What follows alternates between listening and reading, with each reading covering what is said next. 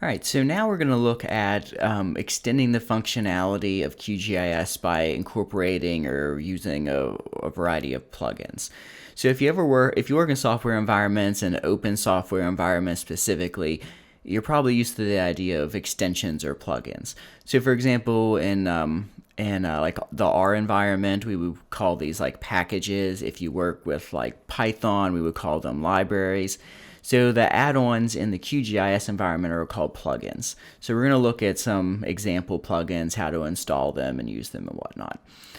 Okay, so if you want to install a plugin, if you go to this plugins option, you should be able to go into manage and install plugins. Mine, since I've already opened it, is connected to like a repository. If you open it for the first time, it may ask you to select from a list. I generally just use the default and it seems to work fine. Okay, so here's a list of all the ones that I have installed, and actually I didn't install any of these, they just installed automatically. So for example, like the database manager. Okay, so what I want to do is install a new plugin.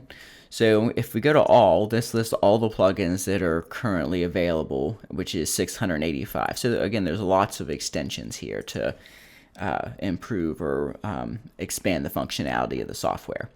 So specifically, I'm going to install a plugin that allows you to change the user interface or like GUI theme. So I typed in theme here, and I'm specifically looking for this load QSS UI theme.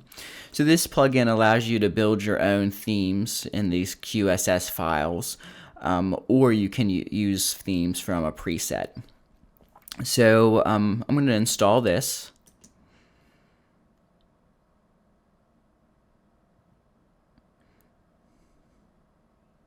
Okay. So note it automatically changed the theme, and that's because I had it installed before and I deleted it so I could show you how to install it.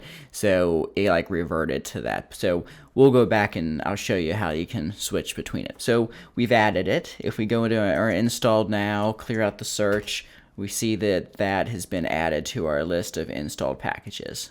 That right there. Plugins.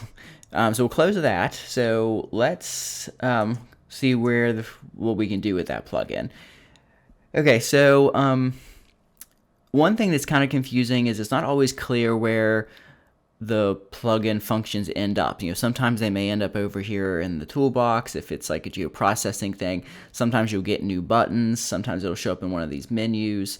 This plugin actually added this button, and you can also access it under plugins.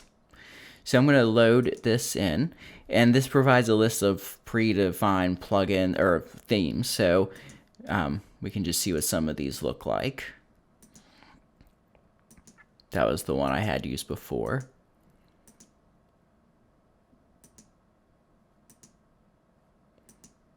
Okay, so bunch of plugins there.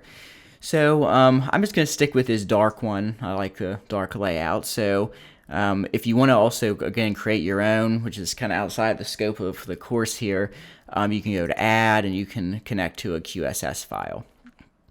My understanding is it kind of works similar to CSS if you're a CSS user, like cascading style sheets for like web development, web styling. Okay, so I'm just going to stick with dark. I'll just click activate and then exit. So now that's going to be the default theme. So when I open up a QGIS, it's going to use this dark theme as opposed to the original theme.